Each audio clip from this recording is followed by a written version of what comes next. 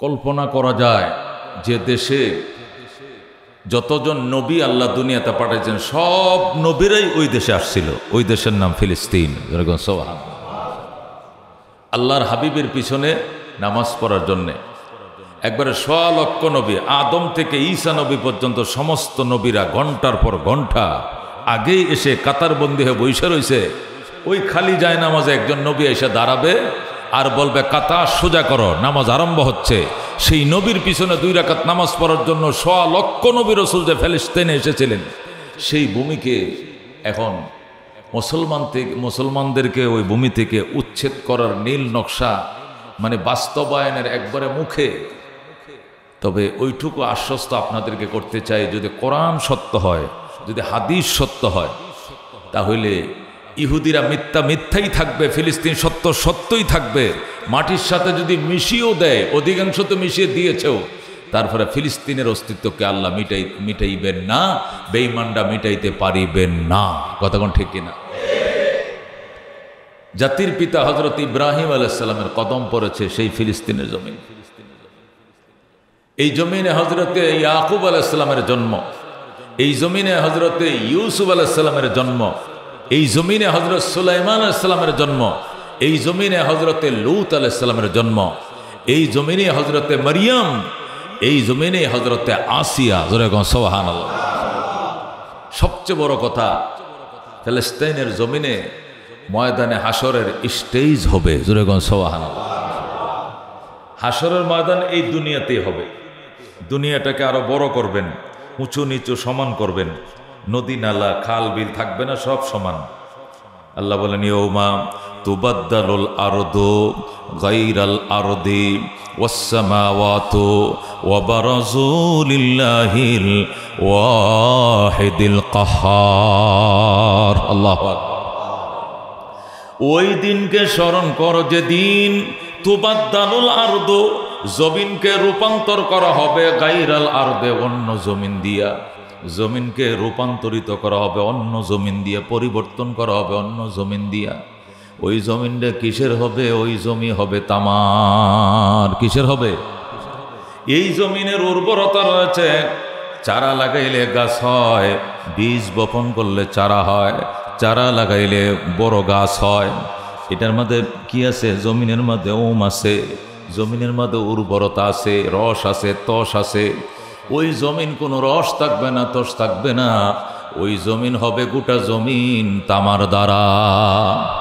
আল্লাহ বলেন ইয়াউমা তুবাদ্দালুল আরদু গায়রাল আরদি ওয়াস সামাওয়াতু ওয়া বারাজু লিল্লাহিল ওয়াহিদিল কাহ্হার। ওই দিনকে স্মরণ করো যেদিন জমিনকে আমি অন্য জমিন দিয়ে চেঞ্জ করে ফেলবো, রূপান্তর করে ফেলবো। আল্লাহু আকবার। আসমানগুলো খসে পড়বে, ইসসামাউ শাক্কাত। আল্লাহু আকবার। ব্যঙ্গে চুরমার হয়ে যাবে আকাশ, পাহাড়ি উড়ে যায়গি, জমি পর জলজলা হোগা, মোহাম্মদ তখত পর হোগা, আদালত পর খুদা হোগা। পাহাড়ি উড়ে যায়গি, হিমালয়ের পর্বতমালা দেখবেন চোখের সামনে দিয়া মাথার উপর দিয়ে উড়ে যায়। চৈত্রী বৈশাখ মাসা দিনে শিমুল গাছের কলাগুলো ফেটে তুলা যেমনে উড়ে যায়, এইভাবে বড় বড় পাহাড়গুলো মাথার উপর দিয়ে উড়ে গিয়ে পড়বে নিচু ভূমিতে, সাগরে। আসমান ভেঙ্গে পড়বে, জমিনের পানিতে আগুন ধরবে, জমিন শুকিয়ে যাবে, উঁচু ভূমিগুলো নিচু ভূমিতে পড়বে, পাহাড় ধসে যাবে, আসমান বিধ্বস্ত হয়ে যাবে, সব একাকার হয়ে যাবে। এরপরে আমার আল্লাহ জমিনকে টান দিবেন। দুস্ত, ওই নান রুটির মেকার, নান রুটি, তুন্দুল রুটি যারা বানায়, এরা দেখবেন ছোট একটা রুটিকে সাইডে দিয়ে টানতে টানতে যেমনি বড় বানায়, কুদরতের মালিক এইভাবে জমিনকে টান দিবেন। সাথে সাথে পৃথিবী যতটুকু আছে তার চেয়ে কোটি কোটি গুণ বড় হয়ে যাবে। এই তামাম পৃথিবীটা হবে হাসরের ময়দান। ময়দানে হাসরের পুরাটা হবে প্যান্ডেল। স্টেজ কোথায় হবে? মাহফিল করলে স্টেজ থাকে, আবার প্যান্ডেল থাকে, আবার স্টেজ থাকে। যেখানে আলোচক বসে, বিশেষ অতিথি মেহমানরা বসে, ওইটাকে বলা হয় কি স্টেজ। আর যেখানে শ্রোতারা বসে এটাকে বলা হয় প্যান্ডেল।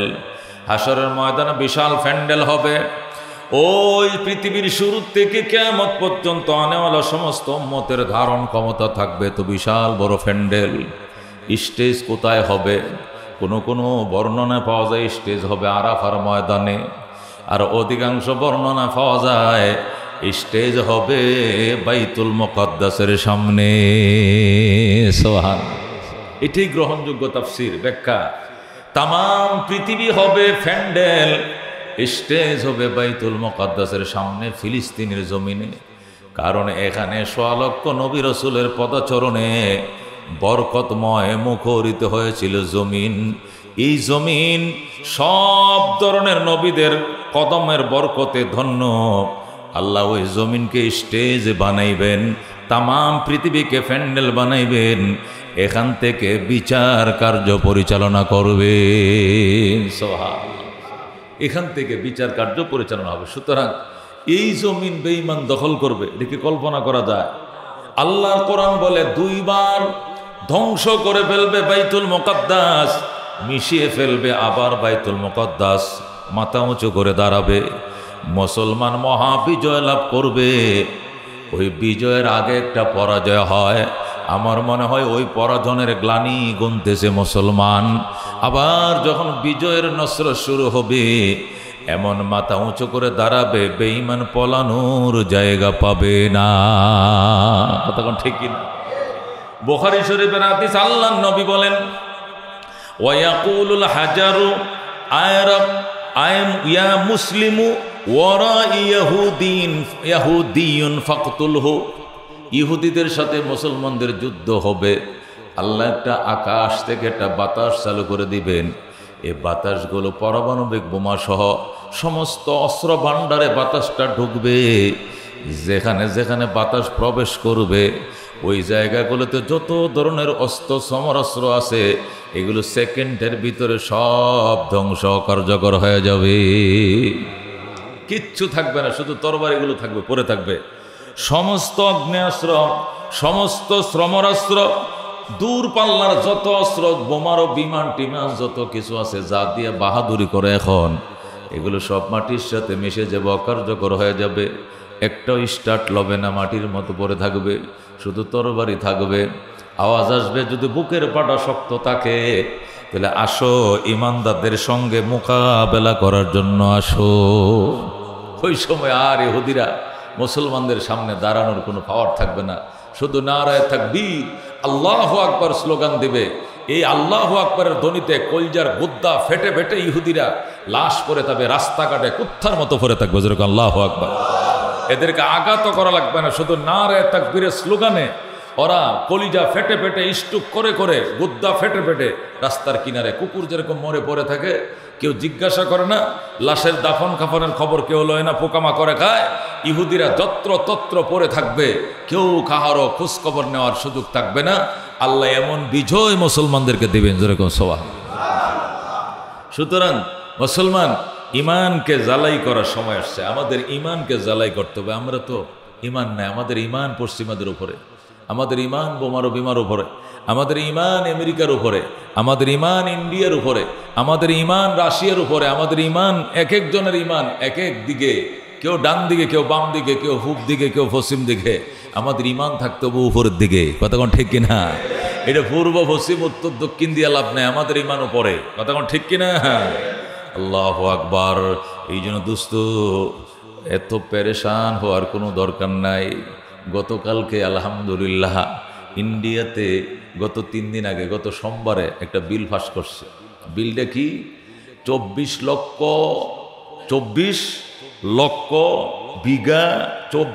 লক্ষ বিঘা সম্পত্তি মুসলমানদের পক্ষ থেকে ইন্ডিয়ার বিভিন্ন রাজ্যগুলোকে মসজিদ এবং মাদ্রাসার নামে তারা অক্ষ করে দিছে। কি করে দিছে?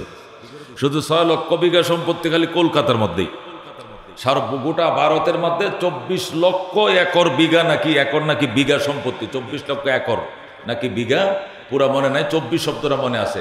এই 24 লক্ষ একর সম্পত্তি অথবা বিঘা সম্পত্তি মুসলমানদের, পূর্বের মুসলমান ওই আমাদের দাদার পূর্বপুরুষ যারা, ওনারা মসজিদ মাদ্রাসার জন্য এই সম্পত্তিগুলো অক্ষ করছিলেন। যার কারণে যদিও বর্তমানে প্রায় এই 200 বছর ধরে, 150 বছর ধরে এই হিন্দুরা খুব প্রভাব নিয়ে চলতেছে ভারতবর্ষে। আগে তো 800 বছর মুসলমানদের দৌরত্ব ছিল, মুসলমানের রাজত্ব করেছে। ওই সময়ে একটু দূরে দূরে মসজিদ, একটু দূরে দূরে মাদ্রাসা। মসজিদ পরিচালনার জন্য মসজিদের ভূমি তো অক্ষ হয়েছেই, মসজিদের ইমাম মুয়াজ্জিনের বেতনের জন্য মসজিদের নামে আরো 10 বিঘা দানের সম্পত্তি দিয়ে রাখছে, ওই ফসল দিয়ে যাতে ইমাম মুয়াজ্জিনের বেতনটা চলে। এভাবে 24 লক্ষ একর সম্পত্তি ইন্ডিয়াতে শুধু মসজিদ মাদ্রাসার নামে অক্ষ করা।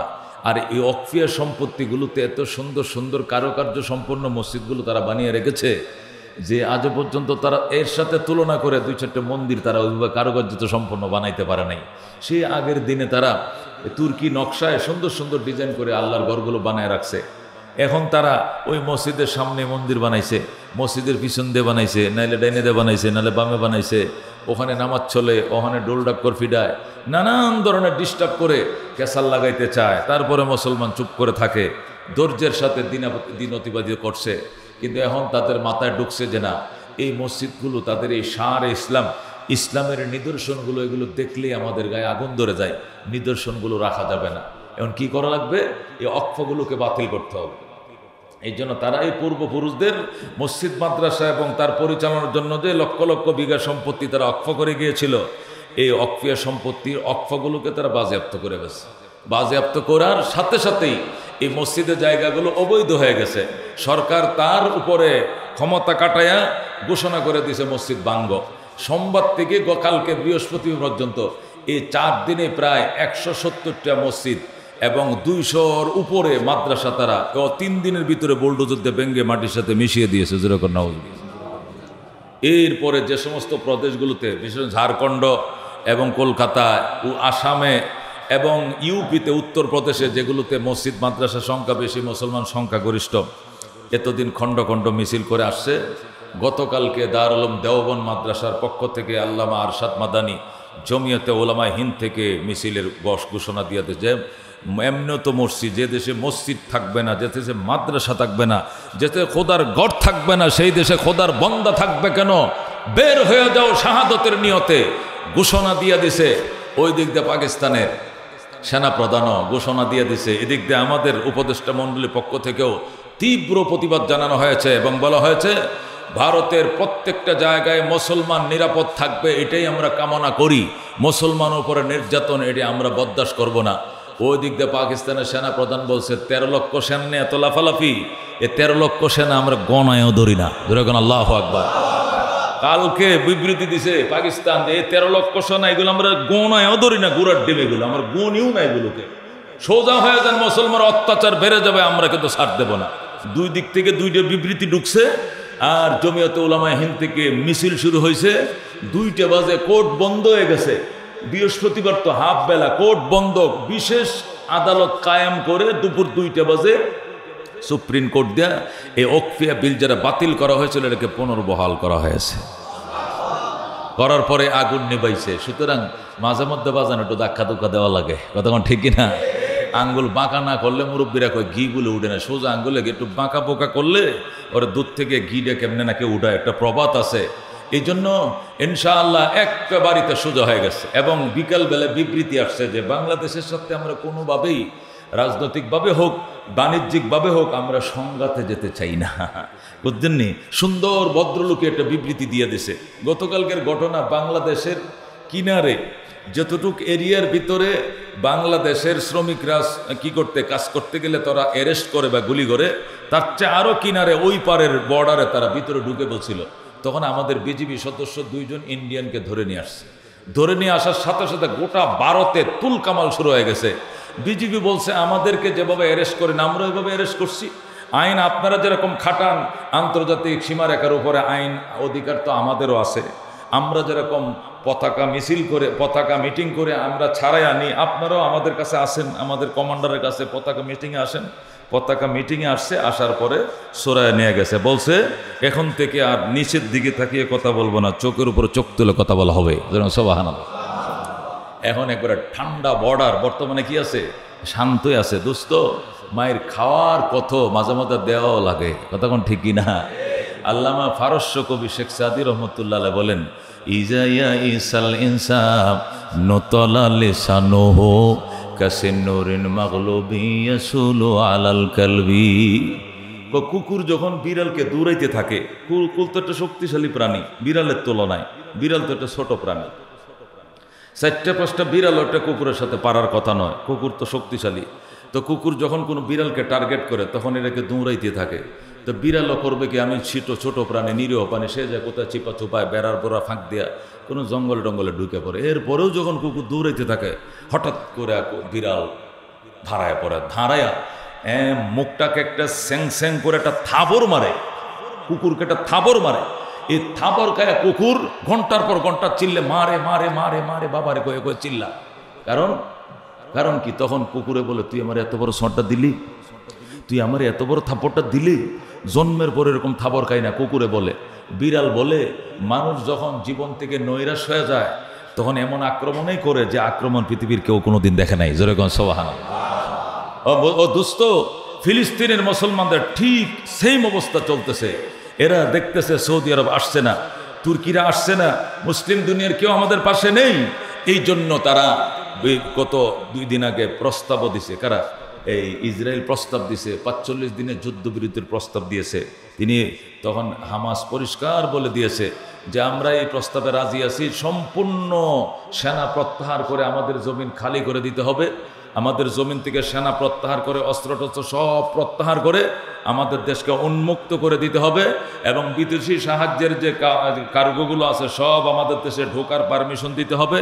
তাহলেই তোমাদের বন্দীদেরকে আমরা ছাড়বো, এছাড়া একজন বন্দীকেও ছাড়া হবে না। আল্লাহু আকবার। এখন থমকে গেছে, ওরা বাড়ি খেয়ে গেছে। ওরা চাইছিল আক্রমণ করার জন্য ইরানের উপরে। আল্লাহু আকবার। তো ট্রাম্প বলতেছে, জানোস যে জিনিসের বই পাইতেছে এই জিনিস তো বানাইও থাকতে পারে, যদি বানাই ফেলাইয়া থাকে তখন তো আমাকে অস্তিত্ব মিশে ফেলবে উপসাগরে এলাকায়, এই জন্য আক্রমণ করা যাবে না। জোরে কোন আল্লাহু আকবার।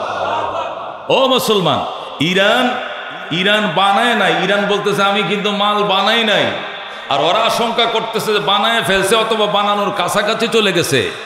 এই ভয়েই ওরা প্রকম্পিত হয়ে গেছে। জোরে কোন আল্লাহু আকবার। এই জন্য মুসলমানদের বানানোর দরকার আছে না নাই? আছে। ঠেলার নাম বাবাজি।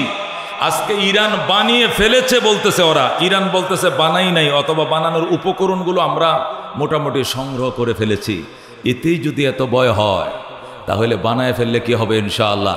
আজকে ভারত যে জ্বালাতন আমাকে করতেছে, এর চেয়ে 14 গুণ জ্বালাতন পাকিস্তানকে করতো, কিন্তু পারছে না কেন? ওই একটা ডান্ডার বয়ে। কতক্ষণ ঠিক কিনা? কারণ যে মাল আমাদের আছে ওই মাল তো পাকিস্তানেরও আছে। কতক্ষণ ঠিক কিনা?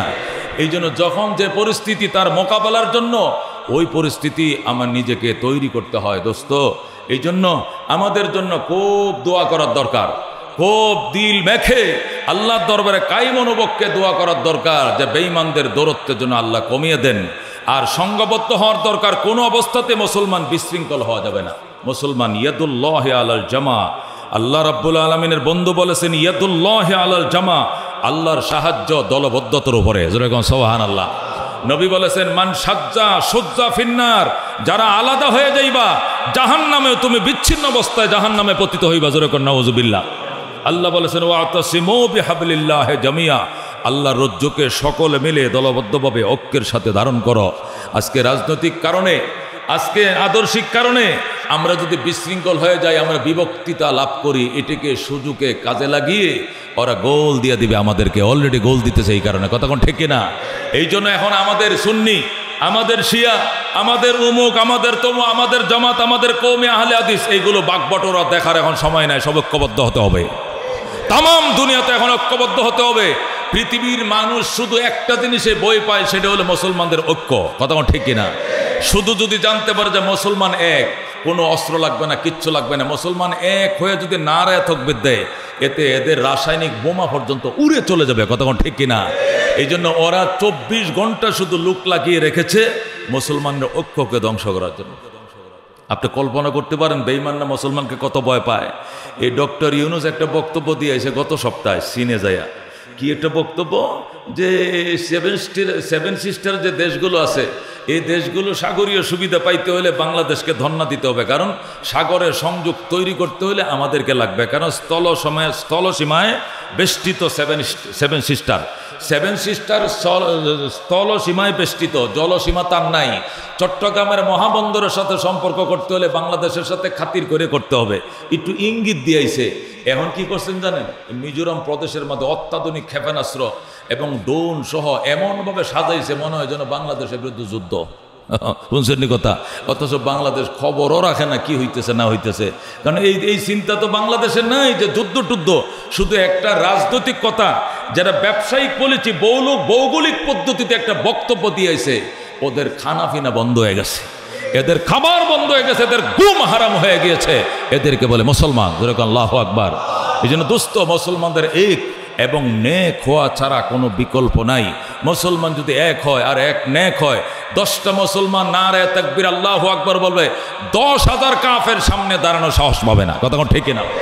আল্লাহ তাআলা অঙ্গীকারবদ্ধ, কিয়ামতের আগে যারা অস্ত্রের উপরে নির্ভর করে বাহাদুরি করছে, অস্ত্র নিস্তেজ করে দিবেন, অস্ত্র নিস্তেজ করে দিবেন। হযরত ঈসা আলাইহিস সালাম যখন আসবেন, তার নাকের ভিতরে আল্লাহ এবং তেজস্বী ফয়জন আল্লাহ তার নাকে দিবেন। এই নাক দিয়ে যে শ্বাস বের হবে, এই শ্বাসের ফয়জনগুলো তার চোখের জ্যোতি যতটুক যায় এতটুক যাবে, আর এই এরিয়ার ভিতরে যত অস্ত্র টস্ত্র আছে সব জলে পড়ে ছাই খায় হয়ে যাবে। আল্লাহু আকবার। বেঈমানরা নিস্তেজ হয়ে জমিনে পড়ে যাবে। ইয়াজুজ মাজুজের দল দুনিয়াকে মাজুর করে ফেলবে, মানুষ আশ্রয় নেওয়ার জন্য জায়গা খুঁজে পাবে না। মক্কা মদিনা আর তুর পাহাড়ে আশ্রয় নেবে, এছাড়া আশ্রয়ের কোনো জায়গা থাকবে না। এমন মুহূর্তে আল্লাহ তাআলা হযরত ঈসা আলাইহিস সালামকে পাঠাইবেন। ইমামে মেহেদী হযরত ঈসাকে রিসিপশন করবেন। আল্লাহু আকবার। দামেস্কের কেন্দ্রীয় শাহী মসজিদ থেকে রিসিপ্ট জানানো হবে। হযরত ঈসা আলাইহিস সালাম জাতির উদ্দেশ্যে ভাষণ দিয়ে বলবেন, হে মজলুম নির্যাতিত মুসলমান, আর কান্নাকাটির দরকার নাই, আর ভয়ের কোনো কারণ নাই। আল্লাহ তাআলা ঈসা মসিহকে তোমাদের সহযোগিতার জন্য দুনিয়াতে পাঠিয়ে দিয়েছেন। আমাকে আল্লাহ নবী করে পাঠান নাই, আমাকে আখিরি নবীর উম্মত করে আমাকে পাঠিয়েছেন। যেরকম আল্লাহু আকবার। হযরত ইমামে মেহেদী জোর করবেন যে আপনি নামাজটা পড়ান, জোহরের নামাজটা। হযরত ঈসা আলাইহিস সালাম বলবেন, আমি যদি জোহরের নামাজ পড়াই তাহলে মানুষ বিশ্বাস করবে যে, খ্রিস্টানরা মনে করবে আমাদের ওই নবী আবার এসে গিয়েছেন। সুতরাং ইমামতি হযরত ইমামে মেহেদী করবেন, আমি মুক্তাদি হব। আমি সেই ঈসা রসুল হিসেবে দুনিয়াতে আসি নাই, আমি ঈসা আল্লাহর হাবিবের উম্মত হিসেবে দুনিয়াতে এসেছি। যেরকম সুবহানাল্লাহ। এই জন্য দোস্ত, আল্লাহ রাব্বুল আলামিন পরিষ্কার বলে দিয়েছেন, ওয়াতাসিমু বিহাবলিল্লাহি জামিআ। মুসলমান আল্লাহর রজ্জুকে মজবুত করে ধারণ করো। রজ্জু হাবলিল্লাহ আয় কিতাবুল্লাহ। হাবলুল্লাহ মানে আল্লাহর কিতাব। আল্লাহর কিতাবকে কি করো? মজবুত করে ধারণ করো। হাসরের ময়দানে মানুষের নেজাতের জন্য 4টা জিনিস হবে, মনে রাখবেন। কয়টা জিনিস? মানুষের নাজাতের জন্য আল্লাহ 4টা জিনিস দিবেন। 1 নম্বরে কিতাবুল্লাহ, 2 নম্বরে রাসূলুল্লাহ, 3 নম্বরে ইবাদাতুল্লাহ, 4 নম্বরে রিজালুল্লাহ। সুবহানাল্লাহ।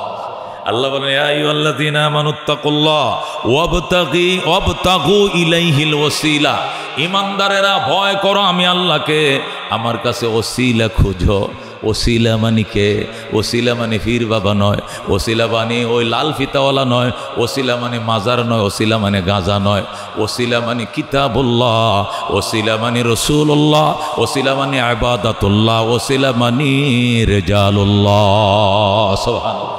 তাফসীরে রুহুল মাআনিতে লেখে, আল্লাহর কোরআন পড়া মানে আল্লাহর সাথে মশওয়ারা করা। আল্লাহর কোরআন পড়া মানে নিজের দুঃখ দুর্দশার অভিযোগ রবের কাছে বলা। কথা কোন ঠিক কিনা? এটা আল্লাহর কালাম। হুয়া কালামুল্লাহ। আল্লাহ পরিষ্কার বলছেন, হুদাল লিল মুত্তাকিন। এটা মুত্তাকিনদের জন্য হেদায়েত, জ্বলন্ত হেদায়েত। এই জন্য আল্লাহর কোরআনকে ধরো, আল্লাহর কোরআনকে পড়ো, আল্লাহর কোরআন মোতাবেক সমাজকে সাজানোর চেষ্টা করো। দুনিয়ার সমাজ জান্নাতের সমাজ হয়ে যাবে। কথা কোন ঠিক কিনা? 2 নম্বর হলো রাসূলুল্লাহ। আল্লাহ রসুল হবেন আমাদের নাজাতের উসিলা। আল্লাহর হাবিব সাল্লাল্লাহু আলাইহি সাল্লাম গুমরা মুখ হয়ে বসেছিলেন, মন খারাপ করে বসেছিলেন। জিবরাইল সপ্তাহখানিক ধরে রসুলের কাছে আসে না, এই জন্য নবী একদম মন খারাপ করে বসেছিলেন। আল্লাহু আকবার। ইহুদিরা বেঈমানরা আল্লাহর নবীকে নিয়ে তিরস্কারি করে মস্কারি করে, মোহাম্মদ তুমি নাকি আল্লাহর নবী, আল্লাহ তো তোমাকে ভুলে গেছে। আজকে শুনছি 7 দিন পর্যন্ত নাকি তোমার কাছে জিবরাইল আহে না। আল্লাহ নবীর এই ঘায়ের উপরে আবার নুন সিটা দিছে। পয়গম্বর আরও কাঁদতে শুরু করছে, আসলেই তো জিবরাইল আমার কাছে আসে না। ঘটনা হইল আল্লাহর হাবিবের কাছে 3টা বিষয় নিয়ে জানতে চাওয়া হয়েছিল। 1 নম্বরে রূহ কাকে বলে, 2 নম্বরে যুলকারনাইন বাদশার ইতিহাস বলো, 3 নম্বরে আসহাবে কাহাফের ঘটনা বলো। আল্লাহ নবী বলছেন আগামীকালকে বলবো। ইনশাআল্লাহ বলতে ভুলে গিয়েছিলেন। আকুল ও গাদান, আমি আগামীকালকে বলবো, ইনশাআল্লাহ বলতে ভুলে গিয়েছিলেন। রসুল কেন ইনশাআল্লাহ বললেন না? এই জন্য আল্লাহ তাআলা সপ্তাহখানেক জিবরাইলকে পাঠায় নাই। এই কারণে জিবরাইলের আগমন যখন ব্যাঘাত ঘটলো, আসা যাওয়া বন্ধ হয়ে গেল, তখন আল্লাহর হাবিবকে তিরস্কার করে মক্কার কাফেরেরা, বেঈমানেরা। তখন আল্লাহর হাবিব খুব মন খারাপ করে বসে রইলেন। আল্লাহ আপনি কি আমাকে ভুলে গেছেন? ওরা তো আমাকে বলে আপনি নাকি আমাকে ভুলে গেছেন, আপনি আমার কাছে জিবরাইল পাঠান নাই। আল্লাহু আকবার। সাথে সাথে আল্লাহ আয়াত নাযিল করে বলেন, ওয়ালা সাউফা ইউতিকা রাব্বুকা ফাতারদা, ওয়ালা সাউফা ইউতিকা রাব্বুকা ফাতারদা।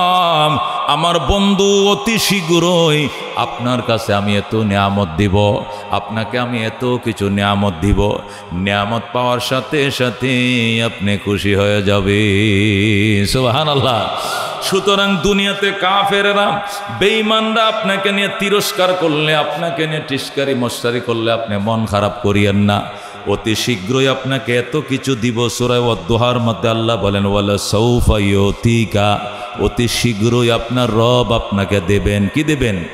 কয় ফাতারদা, এমন কিছু দিবেন যেগুলো পেয়ে আপনি খুশি হয়ে যাবেন। নবী আল্লাহর কথার উপরে, মুখের উপরে না করে বলে জীবনেও খুশি হব না যতক্ষণ পর্যন্ত আমার একটা উম্মত জাহান্নামে থাকবে। আল্লাহু আকবার। আমনে কইতেছেন আমাকে দিবেন আর আমি খুশি হয়ে যাবো? জীবনেও খুশি হব না। কই কি দিলে খুশি হবেন? যতক্ষণ পর্যন্ত আমার একটা উম্মত জাহান্নামে থাকবে, এতক্ষণ পর্যন্ত আমার মুখে হাসি দেখবেন না। তখন আল্লাহ বলছেন, ঠিক আছে দোস্ত, আপনার কাছে জিজ্ঞাসা না করে একটা উম্মতকেও আমি জাহান্নামে রাখবো না। আল্লাহু আকবার। তখন নবী বলছিলেন, তাহলে আমাকে মুখে হাসি দেখবেন। তাহলে আমি ফাতারদা শব্দটা তাহলে আমার উপরে বাস্তবায়ন হবে। আমার উম্মত জাহান্নামে থাকবে আর আমি খুশিতে বাকবাক হয়ে যাব, জীবনেও দেখবেন না। আল্লাহ কয় ঠিক আছে, যেভাবে আপনি খুশি থাকেন ফয়সালা এভাবেই করা হবে। যেরকম আল্লাহু আকবার। এই জন্য দোস্ত, 1 নম্বরে মানুষের নাজাতের উসিলা হবে কোরআন, 2 নম্বর উসিলা হবে নবী। এই জন্য আল্লাহ নবীর সুন্নাহ, আল্লাহ নবীর আদর্শ, আল্লাহ নবী সাল্লাল্লাহু আলাইহি সাল্লামের পয়গাম দুনিয়াতে জারি করার কোনো বিকল্প নাই। ইহুদি নাসারাদের পয়গামে আল্লাহর জমিন শান্ত হবে না, আল্লাহর জমিন আল্লাহর দূতের পয়গামে শান্ত হবে। কতক্ষণ ঠিক কিনা? আমি বাড়িওয়ালা, মালিবাগে 5 তলা বাড়ি, 10টা ফ্ল্যাট আছে, 10টা ফ্ল্যাটে 9টা ফ্ল্যাটে ভাড়া দিয়ে রাখছি, একটাতে আমি থাকি। এখানে যদিও ভাড়াটিয়া মেজরিটি, তারা 9 জন, আমি একজন, কিন্তু আইন তো এই বাড়িতে আমারটাই চলবে। কতক্ষণ ঠিক কিনা? কারণ আমি তো বাড়িওয়ালা। যে ভাড়াটিয়ারা বলে আমরা তো 11, আমরা তো 9 জন, আমাদের তো মেজরিটি, আইন আমাদের চলবে। বাড়িওয়ালা বলবে এই মাসের ভাড়া দেওয়া লাগতো না, যা তোরা যা, এই মাসের ভাড়া দেওয়া লাগতো না, ভাড়া সারা তোর আমার বাড়ি সার, আমার বাড়িতে থাকলে আমার আর মানতেই হবে। কতক্ষণ ঠিক কিনা? আল্লাহ কয় তোরা কি জানোস না এই জমিনটা আমার, এই জমিন আমার। কার এই জমিন? এই আকাশে সুন্দর ছাদ, এই ছাদটা কে দিয়েছেন? চন্দ্র সূর্যের সুন্দর এই বাতিগুলো কে জ্বালায়? রাত্রে এক ধরনের বাতি জ্বলে, দিনে আর এক ধরনের বাতি জ্বলে। সুন্দর সুন্দর নক্ষত্রগুলো এই ডিম বাতির মতো জ্বলে আর নেবে। আল্লাহ কয়ে সুন্দর করে সাজাইছে, এগুলো সব আমার। আমার জমিনে থাকবা আর তোমার আইন চলবে? অবশ্যই চলবে না। আমার জমিনে থাকলে আমার আইন তোমাকে মানতেই হবে। যদি ভালো লাগে আমার জমিনে থাকো, ভালো না লাগলে যাকে মনে চায় তাকে বলো ওই আলাদা জমিন বানানোর জন্য। পারবে? পারবে? আল্লাহ বলেন, ইসতাতাতুম আন তানফুযু মিন আকতারিস সামাওয়াতি ওয়াল আরদ। হে জিন এবং ইনসান, হে মানব এবং দানব, আমার জমিনে থাকবা, আমার হুকুম মানতেই হবে। যদি আমার জমিনে থেকে আমাকে মানতে মন না চায়, চেষ্টা করে দেখো আমার জমিন ছেড়ে অন্য কোথায় যাওয়া যায় কিনা। ফানফুজু, চলে যাও।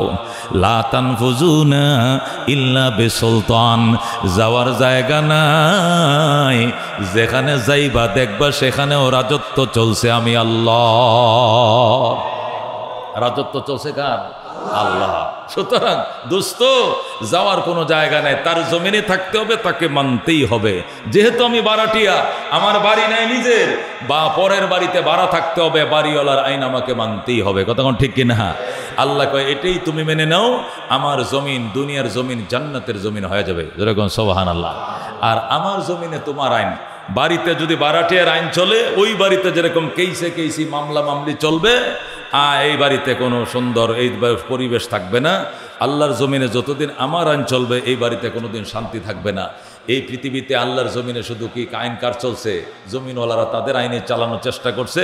এই জন্য আগুন শুধু বাংলাদেশে জ্বলছে তাই না, আগুন শুধু ফিলিস্তিনি জ্বলছে তাই না, আগুন আমেরিকাও জ্বলছে। কথা কোন ঠিক কিনা? আগুন কিন্তু রাশিয়াও জ্বলছে, আগুন কিন্তু ইউক্রেনও জ্বলছে। কথা কোন ঠিক কিনা? 20টা বছর পর্যন্ত দুকে দুকে আফগানি মুসলমানকে কষ্ট দেওয়ার পর এরা পালায় গেছে। যাওয়ার টাইমে বলছে আফগানিস্তান স্মরণ করবে আমাদেরকে, স্মরণ করবে আমাদেরকে, কারণ এক সপ্তাহ পাড়ি দিবে না, তোরা ভিক্ষা পাবি না, বাত্য পাবি না, ভিক্ষা পর্যন্ত খুঁজে পাবে না। তখন মুসলমান বলেছিল, ভিক্ষা তো তোরা দিবি না, আমাদেরকে ভাত খাওয়ায় আর উপবাস রাখে মালিক রাখবে, আমরা তার উপরে আস্থা রেখে তোদেরকে তাড়িয়ে দিলাম। বেঈমানরা চলে গেল। এখন তারা আফগানিস্তানে স্বর্গীয় রাষ্ট্রে বাস করছে। যেরকম আল্লাহু আকবার। জান্নাতের সুখ শান্তি। আরবরা তো পাইছে তেলের খনি, হীরার খনি, সোনার খনি, ওরা পাইছে ডায়মন্ডের খনি। যেরকম আল্লাহু আকবার। আফগানিরা এত দামি দামি খনি পাইছে। গতকালকের সুসংবাদ, রাশিয়া আনুষ্ঠানিকভাবে তার সুপ্রিম কোর্ট দিয়া আনুষ্ঠানিকভাবে রাশিয়া তালেবানদেরকে জঙ্গি সংগঠন থেকে খারিজ করে দিয়েছে এবং বলেছে তালেবান এরা জঙ্গি নয়। আমেরিকা আমাদেরকে বাধ্য করেছিল জঙ্গি সংগঠন তালিকাভুক্ত করার জন্য। এদের মতো শান্ত মানুষ, এদের মতো ভদ্র মানুষ আল্লাহর জমিনে নাই। যেরকম আল্লাহু আকবার। এদের ভিতরে একটা জিনিসে পাওয়া যায়, আল্লাহর প্রেম আর মাতৃভূমির ভালোবাসা। যেরকম আল্লাহু আকবার। এ খোদার প্রেম আর মাতৃভূমি ভালোবাসায় এরা পরাশক্তির সামনে সিলিন্ডার করে নাই। এইটাই ছিল তাদের অপরাধ। আজকের থেকে গতকালকে এই সুসংবাদ, গতকাল এই দেশে 3টা সুসংবাদ পাইছি। গতকাল কটা সুসংবাদ পাইছি? 1 নম্বর সুসংবাদ হলো বিকাল 2টায় কোর্ট বন্ধ হয়ে যাওয়ার পরে বিশেষ কোর্ট আদালত কায়েম করে এই দিল্লিতে এই যে অকফি আইন যেটা বাতিল করছিল, এটাকে পুনরায় আবার বাতিল ঘোষণা করে মুসলমানদের পক্ষে আবার রায় দেওয়া হয়েছে। যেরকম আলহামদুলিল্লাহ। এই একটা সুসংবাদ পাইলাম। 2 নম্বর সুসংবাদ পাইলাম, রাশিয়া 20 বছর পরে রাশিয়া সন্ত্রাসী তালিকার থেকে তালেবানকে বাদ দিয়েছে। যেরকম আলহামদুলিল্লাহ। 3 নম্বর সুসংবাদ পাইলাম, মজলুম আলেমে দ্বীন মাওলানা ফায়জুল করিম সাহেব চরমনার কোর্টে যায়া বলছে, আমি এই বরিশাল সিটির বৈধ মেয়র। কারণ জালেমরা, আমি বিপুল ভোটে ফাঁস করতাম, জালেমরা আমার ভোট খেড়ে নিয়েছে, আমাকে আহত করেছে, আমার উপরে চেয়ার ছুঁড়ে মেরেছে। 11টা পর্যন্ত ভোট ছিল, 11টার মধ্যে 33,000 ভোট পাইছে। যদি এই ভোট 4টা পর্যন্ত জারি থাকতো, বিপুল ভোটে আমি ফাঁস করতাম। সুতরাং আমাকে মেয়র নির্বাচিত করা হোক। কোর্ট আশ্বস্ত করেছে, যান পর্যালোচনা করে জানাবো। আশা করা যায় উনি মেয়র হবেন। যেরকম আলহামদুলিল্লাহ। যেহেতু ঢাকাটা দিয়েছে, ঢাকা দিয়েছে কিনা, চট্টগ্রাম দিয়েছে কিনা, নিকটতম প্রতিদ্বন্দ্বীকে যেহেতু এই সিটিগুলো দেওয়া হয়েছে, উনিও নিকটতম প্রতিদ্বন্দ্বী ছিলেন। ওনার উপরে প্রতিদ্বন্দ্বী আর কেউ ছিল না। ওই আবুল খায়ের হাসানাত, যিনি ওই হাসানাত সাহেবের ভাই, মেয়র হয়েছিল 86,000 ভোট পেয়ে, উনি 33,000 ভোট পাইছেন। আর ওনাকে 11টার পরে সমস্ত এজেন্টদেরকে বের করে দেওয়া হয়েছিল। এটা শুনেও মনে শান্তি লাগছে। যে দলেরই হোক, একটা ইসলামী দল তো, এটা কোরআনের বাহক তো, যদি মেয়র হয় এটা দৃষ্টান্ত হবে বাংলার জমিনে, যারা সামনে এমপি হইলেও মন্ত্রী হইলেও সুন্দর চালাইতে পারবে। কথা ঠিক কিনা? মুহতারাম হাজরিন, এটাই তো ঈমান। রাসূল সাল্লাল্লাহু আলাইহি সাল্লামের দরবারে এক সাহাবী এসে বলে, হুজুর, ভালো কাজ করলে যদি মনে আনন্দ লাগে, ইসলামের সুসংবাদ শুনলে যদি মনের আনন্দ লাগে, মসজিদ মাদ্রাসা বানায় যদি মনে আনন্দ পায়, এটা কি অহংকার? রসুল কয়, পাগল, এটা অহংকার হলে তাহলে নিরহংকার কাকে বলে? রসুল বলে, ইজা সাররাতকা হাসানাতুকা ওয়া সাআতকা সাইয়্যাতুকা ওয়া যালিকা সরিহুল ঈমান। রসুল বলেন, ভালো কাজ করলে অথবা ভালো কাজের সংবাদ শুনলে দিলে যদি আনন্দ পায়, আর মন্দ কাজে যদি দিলে দুঃখ পায়, ব্যথা পায়, বুঝতে হবে তোমার ভিতরে জ্বলন্ত ঈমান আছে। যেরকম সুবহানাল্লাহ। মুসলমানের সুদিনের কথা শুনে, মুসলমানের শুভ দিনের কথা শুনে যদি মুসলমানের দিলে আনন্দ পায়, বুঝতে হবে এর ভিতরে ঈমান আছে। কথা ঠিক কিনা? আর মুসলমানের সুঅবস্থা দেখে যদি মুসলমানের জ্বলে, বুঝতে হবে নামকে অস্তে মুসলমান, আসলে সে মুনাফিকের বাচ্চা। কথা ঠিক কিনা? ওই জন্য দোস্ত, আমাদের জন্য একমাত্র উপায়ে সামনের দিনে এগিয়ে যাওয়ার জন্য ওয়াতাসিমু বিহাবলিল্লাহি জামিয়া, আল্লাহর রজ্জুকে ঐক্যের সাথে, ঐক্যবদ্ধতার সাথে, খোদার রজ্জুকে, মুসলমান হিসাবে ঈমানের রশ্মিকে, কোরআনের রশ্মিকে একসাথে দলবদ্ধভাবে ধরা, বিচ্ছিন্ন না হওয়া। আল্লাহ বলেছেন ওয়াতাসিমু বিহাবলিল্লাহি জামিয়া, আল্লাহ রজ্জুকে সংঘবদ্ধতার সাথে, ঐক্যের সাথে ধরো, ওয়ালা তাফাররাকু, বিচ্ছিন্ন হয়েও না। আল্লাহ রাব্বুল আলামিন আমাদেরকে আমল করার তৌফিক দান করে, জোরে কোন আমিন। ওয়া আখিরু দাওয়ানা আনিল হামদুলিল্লাহি রাব্বিল আলামিন। যারা সুন্নত পড়ি না 4 রাকাত সুন্নত পড়েনি।